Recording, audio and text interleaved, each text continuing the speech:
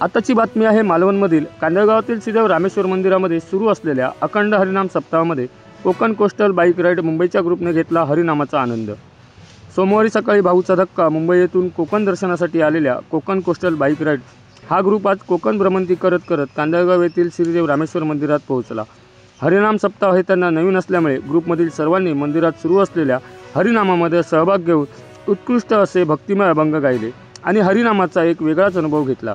पुढे लोकनिर्धार चॅनलच्या माध्यमातून बोलताना त्यांनी सांगितलं की कोकणातील प्राचीन मंदिरं जवळून अभ्यास करणं, ऐतिहासिक स्थळांना भेट देणं आणि त्यांची माहिती प्रसारित करणं हे ग्रुपचं मुख्य उद्दिष्ट आहे। नमस्कार, मी प्रज्वल पुंडलिक मोंडकर।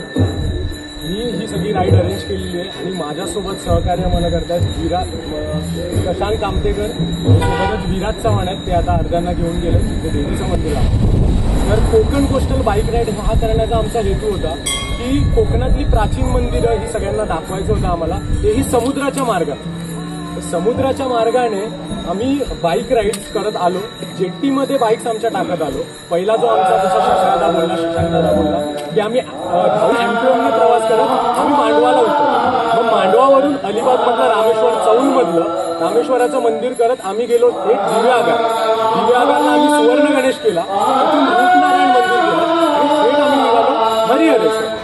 असा हा आमचा पहिला कोकण कोस्टल बाईक राईडचा दिवस आमचा संपन्न झाला। असं आम्ही कोकण कोस्टल बाईक राईड मधल्या जेवढी पण समुद्राच्या ठिकाणी जेवढी पण मंदिर आहेत ही आम्ही करत करत आज या पवित्र भूमी कांदळगावमध्ये आम्ही प्रवेश केलेला आहे। कुणकेश्वर, कांदळगाव जी प्राचीन शंकराची मंदिर आहेत ती करत आम्ही आता कांदळगावमध्ये प्रवेश केला आणि आता पुढचा प्रवास असणार आहे वेंगुर्ल्याच्या दिशेने। कोकणाचे जे रक्षक आहेत, जे प्रोटेक्टर्स आहेत, जसं वेतोबा झाला, परत आपला कासारटाका झाला, परत उपरलकर देवस्थान झालं, मातोटमधलं घोडेमुख झालं, हे जे प्रोटेक्टर्स आहेत त्याच्यातले 2 प्रोटेक्टर्स आम्ही करणार, जसं की वेतोबा, आरवलीचा वेतोबा आणि उपरलकर देवस्थान। आणि तिथून आमची ही कोस्टल राईड आम्ही समाप्त करणार। असा काहीतरी हा आमचा प्रवास झाला। 4 दिवसाचा हा प्रवास होता। 5व्या दिवशी आम्ही मुंबईमध्ये असतो। लोकांना या कोकण कोस्टल बाईक राईडचा उद्देश हाच होता सांगायचा की कोकण हे तुम्ही फिरा पण त्याच्याबद्दलची माहिती सुद्धा जाणून घ्या। अशी प्राचीन मंदिरं आपल्या कोकणात आहेत हे सुद्धा जाणून घ्या। फक्त पार्ट्या करायला, इथे फिरायला, उलगायला, फक्त मासे घ्यायला कोकण करू नका। अशी छोटी छोटी गावं सुद्धा करा, त्याच्यात ही अशी प्राचीन मंदिर आहेत ती सुद्धा तुम्ही एक्सप्लोर करा। हा त्याच्या पाठचा हेतू होता। आपला हा जो आत्तापर्यंत जो प्रवास आहे, गेली कित्येक वर्ष तुम्ही हा जो हे जे कार्यक्रम जो प्रयोजन केलेला आहे आपल्या बाईक राईडच्या निमित्ताने कोकण दर्शन, तर आपला प्रवास म्हटल्याच्यानंतर काही चांगल्या गोष्टी आणि काही वाईट गोष्टी याही 2 बाजू असतात। तर अशा काही गोष्टींचा अनुभव आपल्याला आलेला आहे का कोकणच्या माध्यमातून?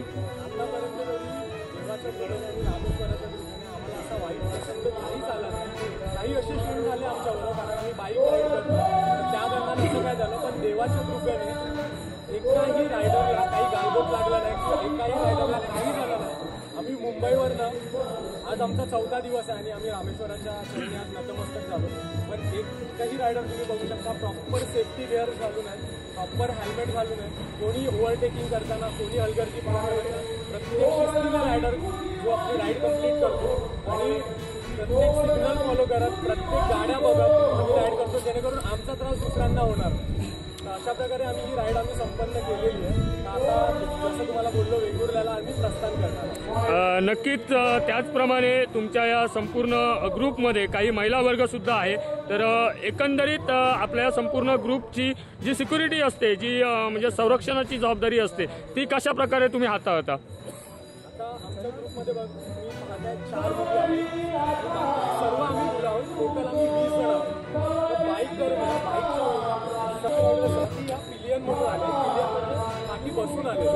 त्यांची सुरक्षता म्हणजे काय, त्यांना सेफ्टी घ्या, त्यांचा हेल्मेट, त्यांच्यासाठी काही मेडिकल प्रॉब्लेम असेल त्यांच्यासाठी औषधं, सर्व बाईकचे काही पार्ट्स असतील, काही कोणाला टूलकिट असेल, सर्व आणि त्याबरोबर प्रॉपर रेस्ट आणि प्रॉपर हॉटेल्स आम्ही या मुलांसाठी दिलेले आहे। स्वतंत्र एक वेगळी खोली आम्ही त्यांच्यासाठी दिली, म्हणजे असं काही नाही आम्ही एकत्र वगैरे त्यांच्यासाठी प्रशस्त वेगळी खोली आम्ही दिली। एक्सपिरियन्स तुम्ही घेऊ शकता कसा आलेला। नक्कीच त्याचप्रमाणे आपला हा जो प्रवास असतो त्या प्रवासादरम्यान जिथे जिथे आपण विश्रांती घेता हॉल्ट घेता मग त्यावेळी तुमच्या जेवणाची किंवा नाश्ता पाण्याची जी व्यवस्था असते तर त्याचं स्वरूप कसं असतं? तुम्ही स्वतः जेवण बनवता की मग डायरेक्ट बाहेरूनच जेवण करता? दिवाळीचा सीझन आहे, जेवण घेऊन जाणं आणि बनवणं बाईक राईडवर पॉसिबल होतं. हॉटेल्स पण बुकिंग झालेल्या नसतात ऑलरेडी दिवाळीच्या सीझन.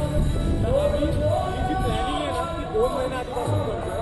अहोरात्र मेहनत करतोय, अहोरात्र जागतोय, एकेका हॉटेलला कोकणातमधल्या फोन करतोय आणि शहानिशा करतोय आणि मगच आम्ही पुढे कन्फर्म करतोय. अशी आम्ही 1 महिना ही 1 ते 1.5 महिना आधी प्लॅनिंग केली आणि त्याच्यानंतर ही राईड आज आमची 4 दिवसांनी सक्सेसफुली झालेली आहे. आता फक्त एकच दिवस हा शेवटचा दिवस आहे उद्या आम्ही मुंबईच्या दिशेने. नक्कीच त्याचप्रमाणे आज तुम्ही छत्रपती शिवाजी महाराजांच्या पदस्पर्शाने पावन झालेल्या कांदळगावच्या पवित्र भूमीमध्ये आलेला आहात. श्रीदेव रामेश्वराचं दर्शन घेतलेलं आहे. छत्रपती शिवाजी महाराजांच्या प्रतिमेलाही आपण नतमस्तक झाला. तर या कांदळगावबद्दल तुम्हाला आलेला थोडक्यात आत्ता सकाळपासून तुम्ही आल्यापासून ते आत्तापर्यंतचा अनुभव काय सांगाल? हे दुसऱ्यांदा व्हिजिट करतोय. जेव्हा पहिल्यांदा आलेलो तेव्हा अक्षरशः अंगावर काटा उभा राहिला. कारण सिंधुदुर्गात सगळीच भेटते, पण सिंधुदुर्ग किल्ला हा का उभा राहिला, कसा उभा राहिला याचा मागचा इतिहास खूप कमी जणांना माहिती. आता सिंधुदुर्ग किल्ला आहे त्याच्यासमोर मोर्याचा धोंडा आहे. मोर्याचा धोंडा सुद्धा कोणाला माहिती नाही. तिथे भूमिपूजन केलेलं महाराजांनी आणि मग किल्ला रचायला सुरुवात केली. आणि रामेश्वराचा आता तुम्हाला माहितीचा इतिहास जसा मी तुम्हाला बोललो, रामेश्वराने दृष्टांत दिला महाराजांना. तेव्हा जाऊन तो किल्ला उभा राहिला आणि महाराजांनी ही भिंती बांधली आणि एक वटवृक्ष लावला. जे आता तुम्ही बघितलं तर ते वटवृक्ष लावलं. तेव्हा मी इथे आलो आणि हे जे वटवृक्ष पाहिलं आणि गावकऱ्यांकडून मी थोडी माहिती घेतली तर मला समजलं की वटवृक्षावर वीज सुद्धा पडलेली, त्याला काही आग सुद्धा लागली याची माहिती आहे. पण अजूनही ते वटवृक्ष व्यवस्थित उभं आहे. हे बघून मला म्हणजे महाराजांमध्ये एवढी पॉवर आहे. तर ते झाड म्हणजे असं म्हणजे शेवटी महाराजांनी लावलेलं झाड आहे आणि महाराजांच्या पदस्पर्शाने पावन झालेलं हे गाव आहे. तर खूप एक वेगळाच अनुभव होता आणि तो अनुभव मला या सर्वांना द्यायचा होता म्हणून मी ही राईड. नक्कीच खूप छान. त्याचप्रमाणे इथे महिला वर्ग सुद्धा आहे. तर महिला वर्ग तुमच्या चॅनलद्वारे हे आम्हाला आमचं इंट्रोड्यूस करायला आम्हाला मिळालं हे आमचं भाग्यच आहे. असंच आम्ही सहकार्य सर्व आमच्या रायडर्सना करत राहू आणि अशाच नवीन राईड्स आम्ही अरेंज करत राहू.